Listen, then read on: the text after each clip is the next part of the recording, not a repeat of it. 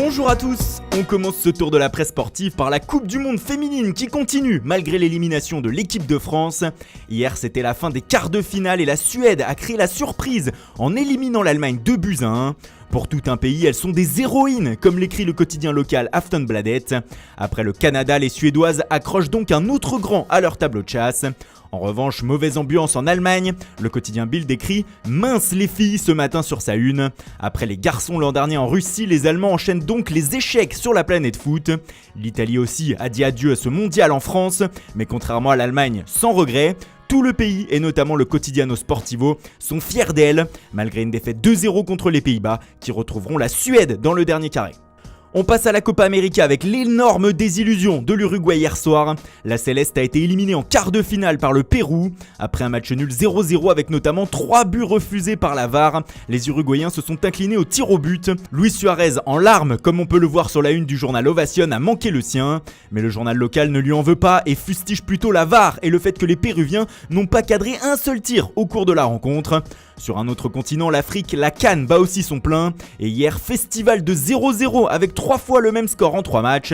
0-0 entre le Cameroun et le Ghana, entre le Bénin et la Guinée-Bissau et entre la Mauritanie et l'Angola. C'est d'ailleurs compliqué pour le journal des Angola ce matin. Après 2 matchs, les Angolais ont en effet que 2 points et se sont compliqué la tâche dans l'optique des 8e de finale. Allez, on passe au mercato avec hier l'officialisation de la deuxième recrue de l'été pour Manchester United. Les Red Devils ont acheté pour 55 millions d'euros le défenseur de Crystal Palace, Aaron Wan-Bissaka. Le joueur de 21 ans fait la une du Sunday Mirror ce matin, mais aussi du Sunday Star où on le voit signer son contrat. Le tabloïd indique que Manchester ne va pas s'arrêter là et se penche désormais sur le milieu de terrain de Newcastle, Sean Longstaff. Le jeune joueur de 21 ans n'a pas digéré l'éviction de Rafael Benitez du banc des Magpies et veut quitter le club pour Old Trafford. Son prix serait de 27 millions d'euros.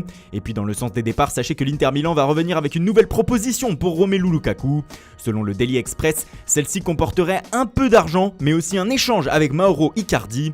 L'Argentin dont les dirigeants lombards veulent se débarrasser pourrait donc entrer dans la transaction.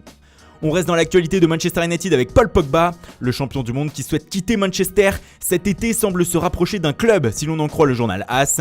Selon le média espagnol, le français se dirige vers la Juventus Turin d'où il se rapproche à grands pas. De ce fait, il s'éloigne inexorablement du Real Madrid qui en avait fait pourtant sa priorité suite à une demande de Zinedine Zidane. La Juventus qui va accueillir Matthijs de Ligt et Adrien Rabiot également si l'on en croit la une de Tuttosport du jour. Les 2 transferts devraient être officialisés dans les prochains jours, mais le quotidien italien relaie aussi une information sur le gardien du Milan AC, Gianluigi Donnarumma. Selon le média, les Milanais auraient fixé le prix de leur portier à 50 millions d'euros. Seulement 50 millions, écrit même le quotidien, qui explique que c'est la condition qu'ont fixé les Lombards au Paris Saint-Germain s'ils veulent recruter le portier italien. Et on termine par Neymar, encore et toujours Neymar, en une des journaux catalans.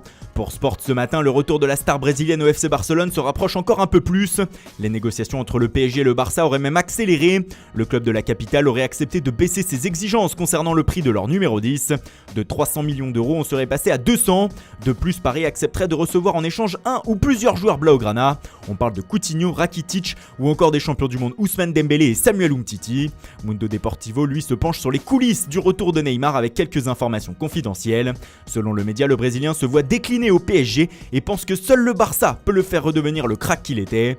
Son père l'aurait aussi prévenu lorsqu'il aurait rejoint le club français. « Tu auras des remords », lui aurait-il dit avant de partir du Barça. Alors info ou intox ? Voilà, c'est tout pour ce matin, merci pour votre fidélité. Bonne journée à tous et rendez-vous dès ce soir pour un nouveau journal du Mercato.